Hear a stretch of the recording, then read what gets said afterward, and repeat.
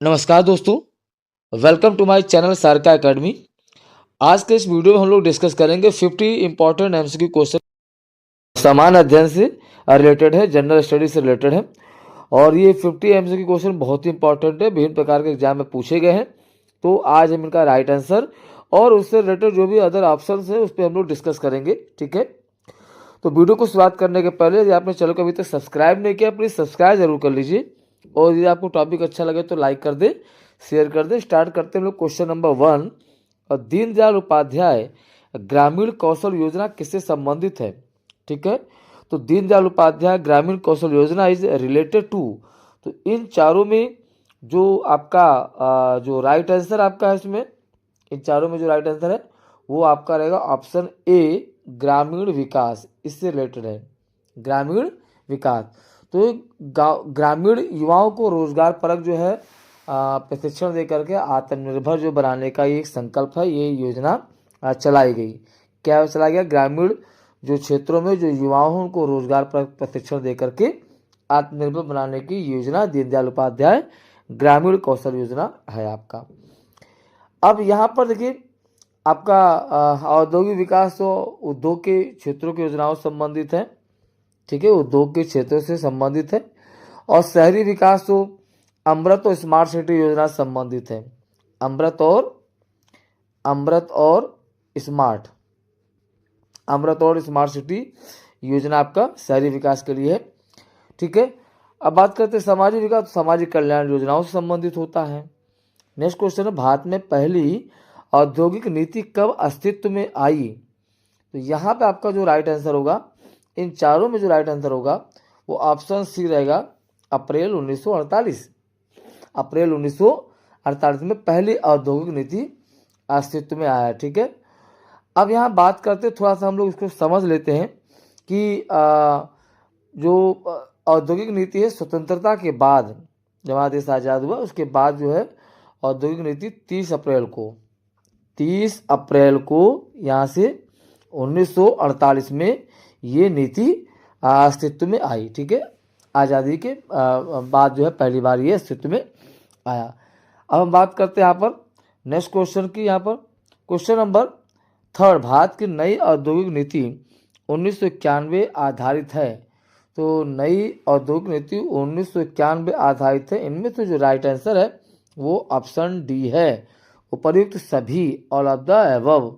ठीक है, next question, Bharat में लाइफ इंश्योरेंस कॉर्पोरेशन LIC की स्थापना कब हुई? बहुत ही महत्वपूर्ण आपका क्वेश्चन है आपका ये आपका क्वेश्चन बहुत ही महत्वपूर्ण।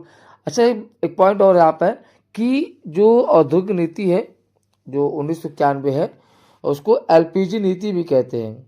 क्या कहते हैं उसको? LPG नीति भी कहते हैं। औद्योगिक नीति को 1991 को इसको हम लोग LPG नीति भी कहते हैं। ठीक है, तो ये आपका क्वेश्चन था, माइंड में था, उन्हें बता दिया। अब बात करते हैं ये जो आपका LIC है, तो LIC की स्थापना कब हुई? तो राइट आंसर आपका यहाँ पर है 1956 में भारतीय जीवन बीमा निगम की स्थापना सितंबर 1956 में हुआ। इसे हम लोग लिख सकते हैं सितंबर 1956 में इसकी स्थापना हुई। ठीक है, अब बात करते हैं हम लोग नेक्स्ट क्वेश्चन, योजना आयोग को समाप्त कर किस संस्था का निर्माण किया गया? ठीक है, तो यहाँ पर इन चारों में जो राइट आंसर है वो नीति आयोग है। क्या ये नीति आयोग का गठन यहाँ पर गठन किया गया समाप्त करके। ठीक है, तो ये 1 जनवरी 2005 को 1 जनवरी, इसको ध्यान रखेंगे, 1 जनवरी 2015 को योजना आयोग को समाप्त कर नीति आयोग स्थापना की। तो क्वेश्चन एग्जाम में पूछा जा सकता है कि योजना आयोग कब समाप्त किया गया या नीति आयोग गठन कब किया गया, तो ये आपका राइट आंसर हो गया। ठीक है, अब हम बात करते हैं नेक्स्ट क्वेश्चन, भारतीय रिजर्व बैंक के गवर्नर का कार्यकाल कितना होता है? तो यहाँ पर लिखेंगे कि the term of the governor of the reserve bank of India is, तो इनमें से जो राइट आंसर है वो 5 ईयर, डी ऑप्शन राइट है, 5 ईयर। ठीक है, अब बात करते हैं नेक्स्ट क्वेश्चन 7, पानी का सर्वाधिक घनत्व किस तापमान पे होता है? ठीक है, eight which temperature is the density of the water maximum. तो यहाँ पे आपका जो राइट आंसर होगा 4 डिग्री सेल्सियस रहेगा। 4 डिग्री, ऑप्शन बी करेक्ट होगा, ये राइट आंसर है।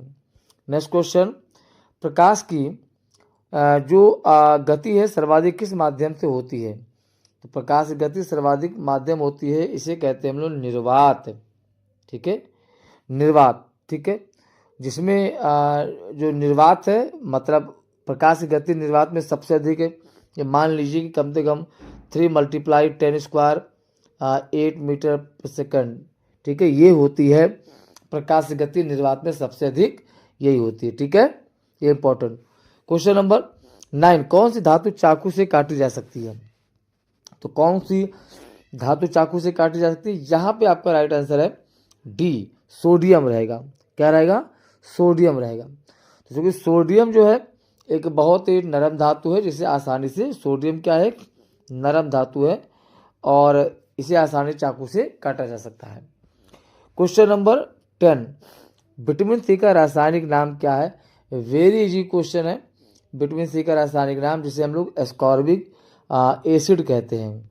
क्या कहते हैं? एस्कॉर्बिक एसिड कहते हैं। एस्कॉर्बिक एसिड, ऑप्शन सी, ये करेक्ट आपका रहेगा। ठीक है, और इसकी कमी से क्या होता है?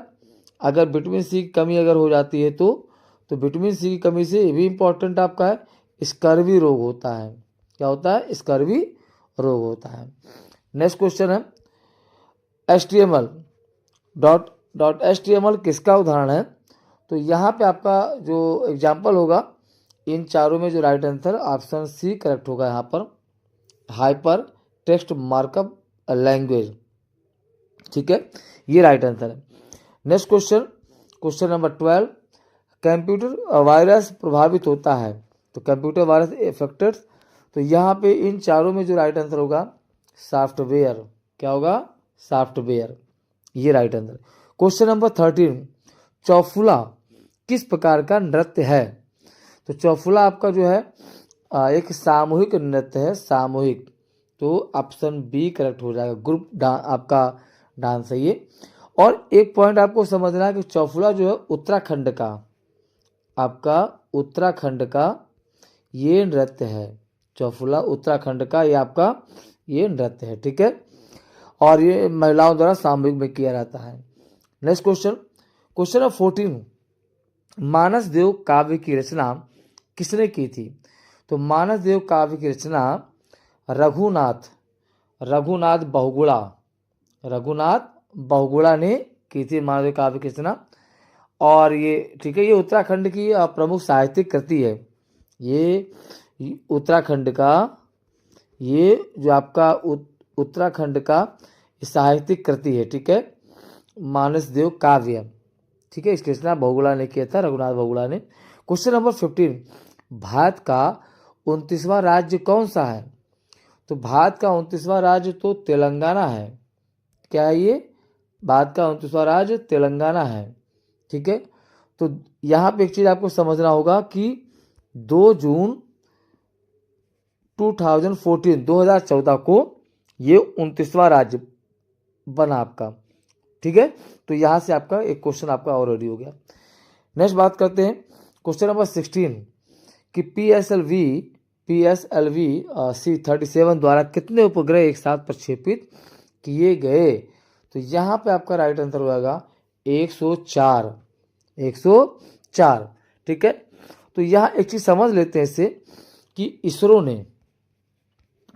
ने फरवरी 2017 में क्या किया है कि इस उपग्रह के इसके द्वारा PSLV C-37 के द्वारा 104 उपग्रह एक साथ प्रक्षेपित किया, विश्व रिकॉर्ड बनाया था फरवरी 2017 में। ठीक है, 104 उपग्रह एक साथ प्रक्षेपित किया था और वर्ल्ड रिकॉर्ड बनाया।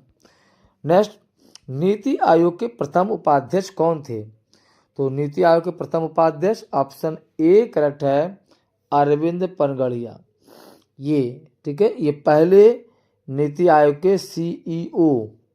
ठीक है, पहले आयोग के CEO यही थे, अरविंद पनगड़िया। नेक्स्ट क्वेश्चन, कबीर का वास्तविक नाम क्या था? तो कबीर का वास्तविक नाम, what was the real name of the Kabir? तो इनमें से जो राइट आंसर है वो ऑप्शन डी रहेगा, शेख तकी। शेख तकी।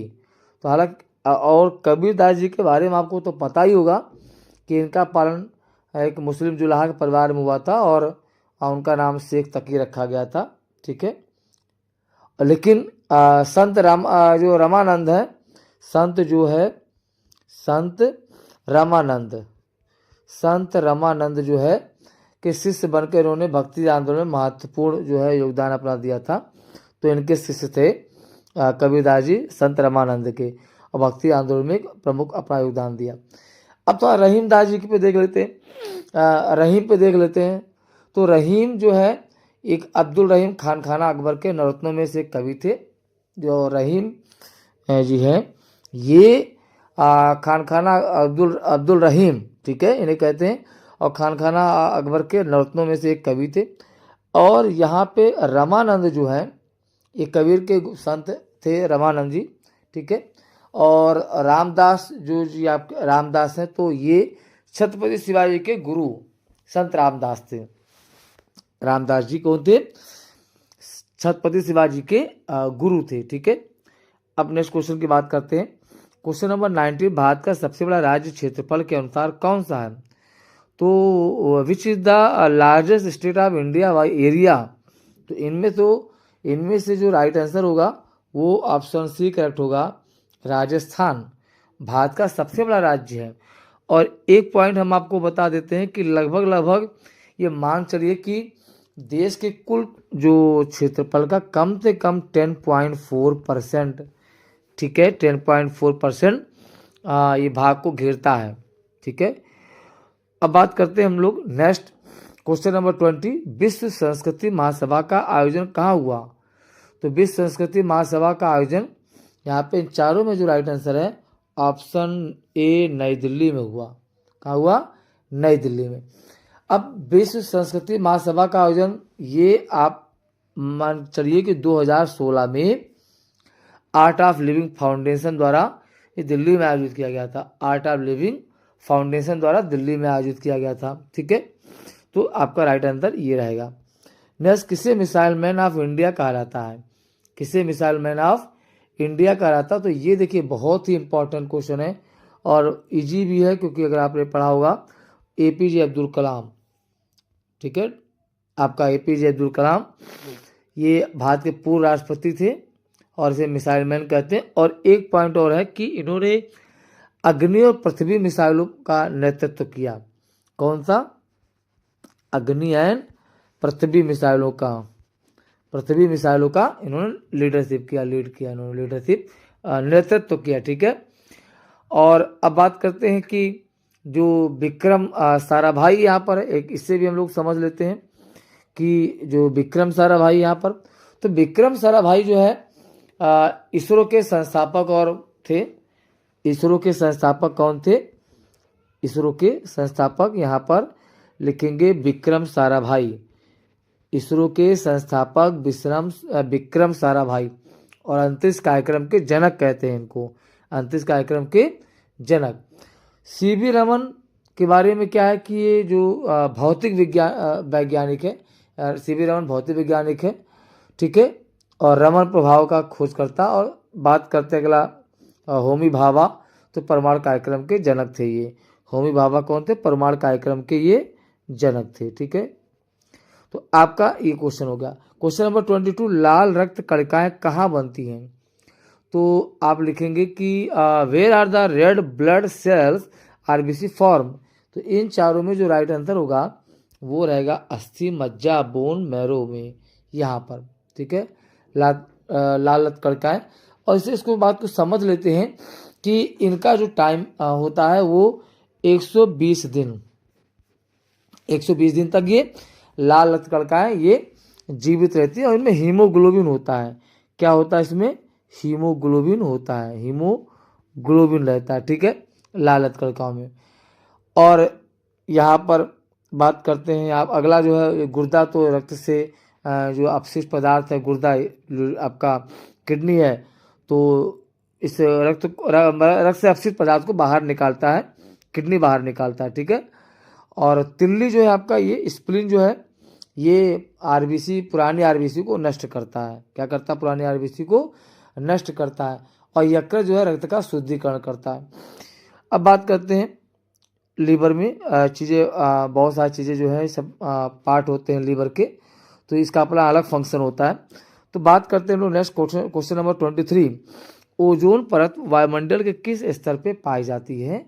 तो ओजोन परत वायुमंडल के समतापमंडल पे पाई जाती है, समतापमंडल पे पाई जाती है, ठीक है।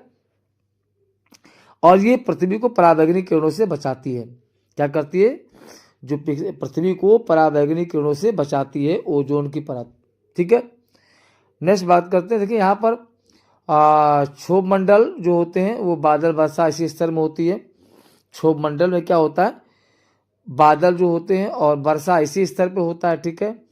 और मध्य मंडल, इसमें जो उल्काएं होती हैं वो जलती हैं, ठीक है। और तापमंडल तो सबसे ऊपर होता है, तापमंडल सबसे ऊपर होता है। हम बात करते हैं क्वेश्चन नंबर 24, संयुक्त राष्ट्र यूएनओ की स्थापना कब हुआ? तो यहाँ पे इसका आंसर जो रहेगा 1945 में, ये इसका राइट आंसर होगा। क्वेश्चन नंबर 25, पंचायती राज प्रणाली की स्थापना कब हुई? अब पंचायती राज प्रणाली की स्थापना, यहाँ पे इसका जो राइट आंसर होगा, करेक्ट रहेगा 1959, ऑप्शन सी करेक्ट है, ठीक है। और इसको समझ लेते हैं कि राजस्थान के नागौर जिले में, राजस्थान के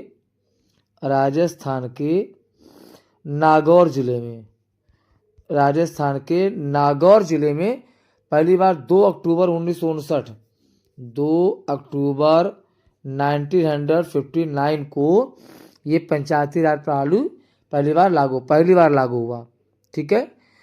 अब 1952 क्या जी?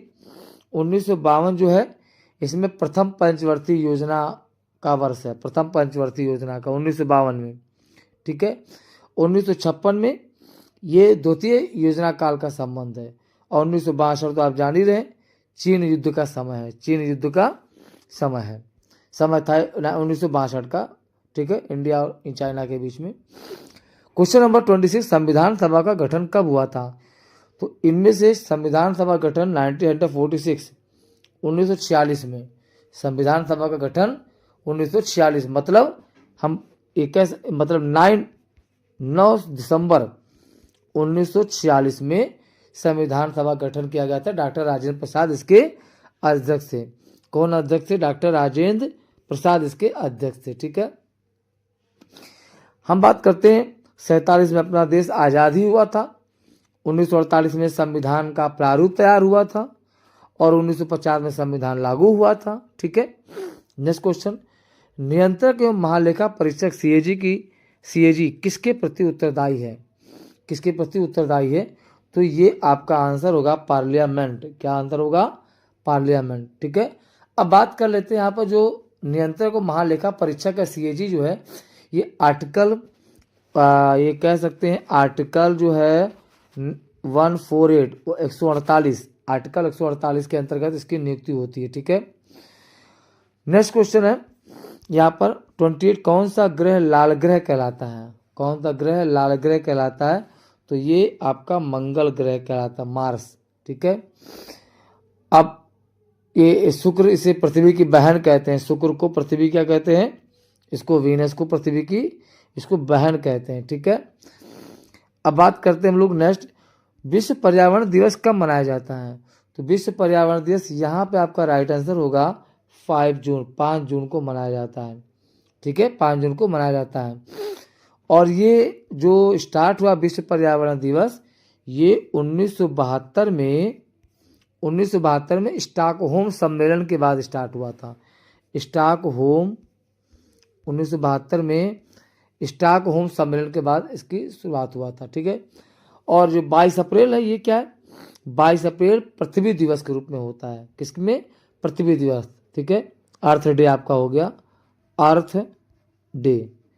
और यहाँ पर 8 मार्च जो है ये महिला दिवस के रूप में है, 8 मार्च महिला दिवस के रूप में है, ठीक है। 14 नवंबर बाल दिवस के रूप में। नेक्स्ट क्वेश्चन नंबर 30, सूर्य से पृथ्वी तक प्रकाश पहुँचाने में कितना समय लगता है? तो ये आपका हो जाएगा answer 8 minute 20 second, 8 minute 20 second. Next question बात करते हैं।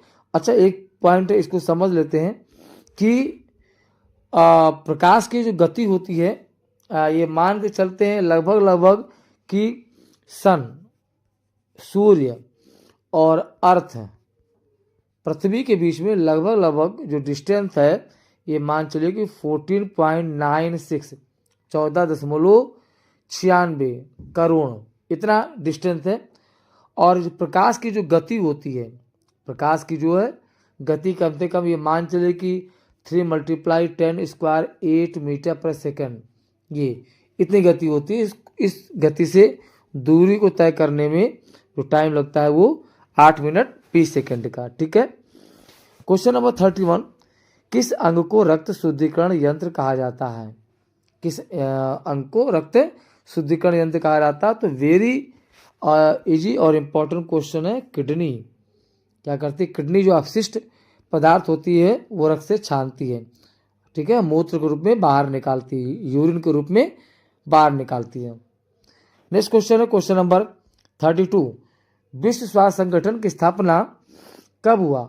तो विश्व स्वास्थ्य संगठन की स्थापना यहाँ पे आपका आंसर होगा 1948 और ये 7 अप्रैल, आपका 7 अप्रैल 1948 में इसकी स्थापना हुई। और इसका मुख्यालय जो है वो जिनेवा स्विट्जरलैंड में है। जिनेवा स्विट्जरलैंड में आपका इसका ऑफिस है। ठीक है। और 1945 में तो संयुक्त राष्ट्र की स्थापना ही हुई थी 1945 में। 1946 में WHO का संविधान स्वीकृत हुआ था। WHO का संविधान स्वीकृत हुआ था। यह आपका हो गया। नेक्स्ट बात करते हैं, भारत छोड़ो आंदोलन कब आरंभ हुआ था? कब हुआ था? तो ये यहाँ पे इसका जो राइट आंसर है 1942, भारत छोड़ो आंदोलन ये प्रारंभ हुआ था। Question number 34, gateway of India का निर्माण किसने कराया? तो गेटवे ऑफ इंडिया का निर्माण आपका यहाँ पे जो राइट आंसर होगा वो रहेगा लॉर्ड हार्डिंग। ये लॉर्ड हार्डिंग ने गेटवे ऑफ इंडिया की स्थापना, और कब हुआ? 1911 में।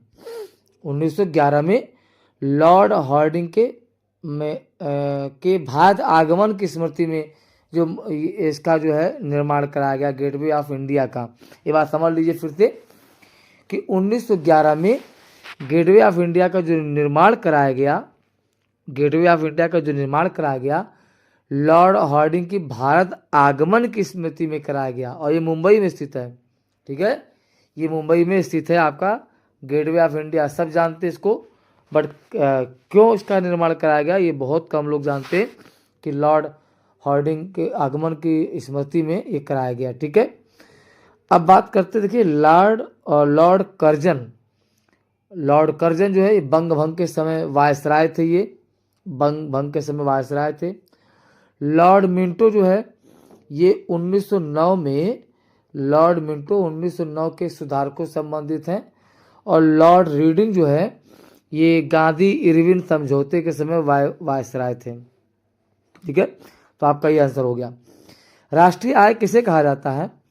तो राष्ट्रीय आय का मतलब होता है कि यहाँ पर शुद्ध, ऑप्शन सी, शुद्ध राष्ट्रीय, यहाँ पर ऑप्शन सी रहेगा शुद्ध राष्ट्रीय उत्पाद, नेट नेशनल प्रोडक्ट।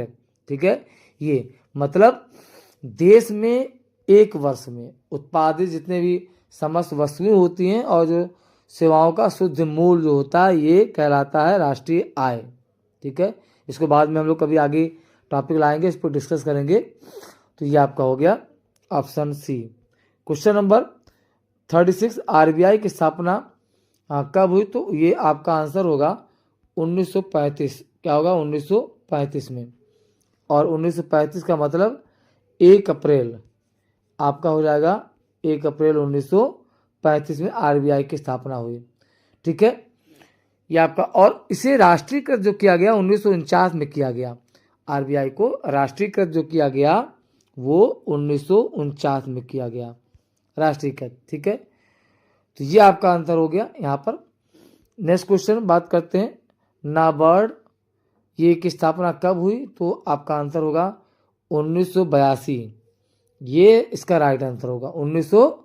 1982, जिसे नाबार्ड का मतलब है कि राष्ट्रीय कृषि एवं ग्रामीण विकास बैंक। राष्ट्रीय कृषि, इसे नाबार्ड को बोलते हैं कि राष्ट्रीय कृषि एवं ग्रामीण विकास बैंक। और इसकी स्थापना 12 जुलाई को, इसको भी नोट कर लीजिएगा, 12 जुलाई 1982 को इसकी स्थापना ग्रामीण विकास के लिए किया गया था। ग्रामीण विकास के लिए इसकी स्थापना की गई थी। क्वेश्चन नंबर 38, भारत की पहली पंचवर्षीय योजना कब प्रारंभ हुआ? तो भारत की पहली पंचवर्षीय योजना, ये आपका जो राइट आंसर है यहाँ पर है, राइट आंसर रहेगा 1952, ये राइट आंसर है। प्रथम पंचवर्षीय मतलब पहली पंचवर्षीय योजना। और ये एक पॉइंट आपको और समझना है, 1 अप्रैल 1952 में प्रथम पंचवर्षीय योजना की शुरुआत की गई थी। इसका मेन उद्देश्य था कृषि विकास, कृषि विकास। ठीक है, तो ये आपका हो गया। नेक्स्ट क्वेश्चन 39, भारत में पंचवर्षीय योजनाओं की शुरुआत किसने किया? तो पंचवर्षीय योजनाओं की शुरुआत किया पंडित जवाहरलाल नेहरू ने। ठीक है, अब बात करते हैं नेक्स्ट, भारतीय संविधान में कितने अनुच्छेद हैं? तो भारतीय संविधान में कितने आर्टिकल हैं? तो आर्टिकल टोटल 448, ये 2023 तक की बात हो रही है, 2023 तक की बात हो रही है। यहाँ पर 2023 तक की बात हो रही है कि 448 ये आपके आर्टिकल और 25 इसमें भाग हैं और 12 अनुसूचियाँ हैं। 12 अनुसूचियाँ, ये कब का रिकॉर्ड है? ये रिकॉर्ड है 2023 का, 2023 का। ठीक है, अब बात करते हैं लोग नेक्स्ट, भारत का पहला उपग्रह कौन सा था? तो भारत का पहला उपग्रह आपका यहाँ पर राइट आंसर आर्यभट्ट, ये आंसर होगा आर्यभट्ट। एक चीज़ आपको और समझ लेना है कि भारत का पहला उपग्रह जो आर्यभट्ट है वो 19 अप्रैल 1975 को सोवियत संघ की सहायता से प्रक्षेपित किया गया था। सोवियत संघ की सहायता से प्रक्षेपित किया गया था। अब जो भास्कर है ये दूसरा उपग्रह था, पहला भारतीय उपग्रह दूसरा था ये। और रोहिणी भी ये भारत का स्वदेशी रॉकेट है। ठीक है, और इनसेट क्या है? ये संचार उपग्रह है। नेक्स्ट क्वेश्चन की तरफ बढ़ते हैं हम लोग। क्वेश्चन नंबर 22, भारत के राष्ट्रपति अपना त्यागपत्र किसे देते हैं? कल के वीडियो में मैंने आपको बताया था। ठीक है, उपराष्ट्रपति को मैंने आपको बताया था, ये उपराष्ट्रपति को अपना देते हैं त्यागपत्र। कल के वीडियो में मैंने आपको इस पर डिस्कस किया था। और ये ठीक है, और 56 इस पर भी मैंने आपको बताया था कि जो आर्टिकल 56 आपका 1A, आर्टिकल 56 जो आपका दिया है 1A के अनुसार राष्ट्रपति अपना उपराष्ट्रपति को त्यागपत्र देते हैं। क्वेश्चन नंबर 43, पहला भारतीय अंतरिक्ष यात्री कौन था? तो पहला भारतीय अंतरिक्ष यात्री इसमें लिखेंगे राकेश शर्मा। कौन थे? राकेश शर्मा। ठीक है, अच्छा एक पॉइंट और मित्रों हम लोग समझ लेते हैं राकेश शर्मा जी से रिलेटेड कि ये 3 अप्रैल को, राकेश शर्मा जी 3 अप्रैल 1984 को, ये इंपॉर्टेंट है, 3 अप्रैल 1984 को सोवियत यान था, सोवियत यान सोवियत यान जिसे हम लोग बोलते हैं सोयूज T11 से ये अंतरिक्ष में गए थे ये। ठीक है, 3 अप्रैल 1984 को सोवियत यान जो है उसके सोयूज T11 से गए थे। क्वेश्चन नंबर 44, संविधान की प्रस्तावना में धर्मनिरपेक्ष शब्द कब जोड़ा गया? ठीक है, तो यहाँ पे आपका जो राइट आंसर होगा 1976। क्या आंसर होगा? 1976, ये आपका राइट आंसर है। और ये 42वां जो संशोधन हुआ था, 42 जो अमेंडमेंट हुआ था उसके तहत ये जोड़ा गया था, धर्मनिरपेक्ष और समाजवादी शब्द को जोड़ा गया था। ठीक है, यहाँ पर अब यहाँ पर देखिए 1949 में क्या संविधान स्वीकृत हुआ था, 1950 में संविधान लागू हुआ था, 1975 में आपातकाल लागू हुआ था और 1976 में 42वां संशोधन हुआ था। क्वेश्चन नंबर 45, भारतीय संसद में कितने सदन हैं? ये तो बहुत इजी क्वेश्चन, सभी बता लेंगे कि भारतीय जो सदन हाउस है उसमें जो है कितने सदन हैं, तो 2 हैं। आपका आंसर 2 रहेगा राइट आंसर, लोकसभा और राज्यसभा। कौन सा ग्रह सूर्य के सबसे निकट है? कौन सा ग्रह? अच्छा, लोकसभा को हम लोग जो है निचला सदन कहते हैं, लोकसभा को निचला सदन, यहाँ पे इसको भी नोट कर लेंगे। लोकसभा जो है आपका वो निचला सदन है और राज्यसभा आपका इसे उच्च सदन कहते हैं। कौन सा ग्रह सूर्य के सबसे निकट है? तो सूर्य के सबसे निकट आपका रहेगा ये मरकरी, मतलब बुध है, ये राइट आंसर है। नेक्स्ट क्वेश्चन है 47, पंचायती राज किस अनुच्छेद में वर्णित है? तो पंचायती राज जो है अनुच्छेद मतलब आर्टिकल आपका 40 में, ठीक है, राज्य सरकारों की पंचायतों की स्थापना। हम बात करते हैं क्वेश्चन नंबर 47, पंचायती राज हो गया। यहाँ पे question number 48, question number when did planning start in India? Question number 48 आपका दिया when did planning start in India, तो राइट आंसर आपका होगा 1950, ये आपका राइट आंसर होगा। क्वेश्चन नंबर 49 कि आपका दिया है विश्व व्यापार संगठन। अच्छा, 15 मार्च 1950 को योजना आयोग की स्थापना हुई थी। एक पॉइंट हम आपको और क्लियर कर दें, जो भी हमने आपको बताया कि भारत में नियोजन का मतलब आरंभ कब हुआ था, प्लानिंग का आरंभ कब हुआ था, 1950 में स्टार्ट हुआ था, योजना आयोग की स्थापना हुई थी। और बात करते हैं यहाँ पर हम लोग सीधे विश्व व्यापार संगठन का मुख्यालय कहाँ पे है, तो इसका जो राइट आंसर होगा कहाँ पे, स्विट्जरलैंड, यहाँ पर जेनेवा जो स्विट्जरलैंड है, यहाँ पर विश्व व्यापार संगठन की स्थापना हुई थी और ये स्थापना 1995 में, 1995 में, ठीक है। नेक्स्ट क्वेश्चन लास्ट है, नीति आयोग का CEO कौन था? तो ये आपका जो उस समय जो बना था फर्स्ट टाइम, तो राइट आंसर होगा अमिताभ कांत, ये थे। और इन्होंने मेक इन इंडिया जैसी पहल को भी आगे बढ़ाया था आपके अमिताभ कांत जी ने। तो मित्रों, आज के डेट में टोटल मैंने 50 MCQ क्वेश्चन आपको बताए, इससे रिलेटेड राइट आंसर और ऑप्शंस को भी मैंने क्लियर किया। तो आई होप वीडियो आपको अच्छा लगा होगा। यदि आपको टॉपिक अच्छा लगे तो लाइक कर दिया करें, शेयर कर दें। यदि हाँ चैनल को आपने सब्सक्राइब नहीं किया तो प्लीज़ सब्सक्राइब जरूर कर दीजिए। बहुत बहुत धन्यवाद।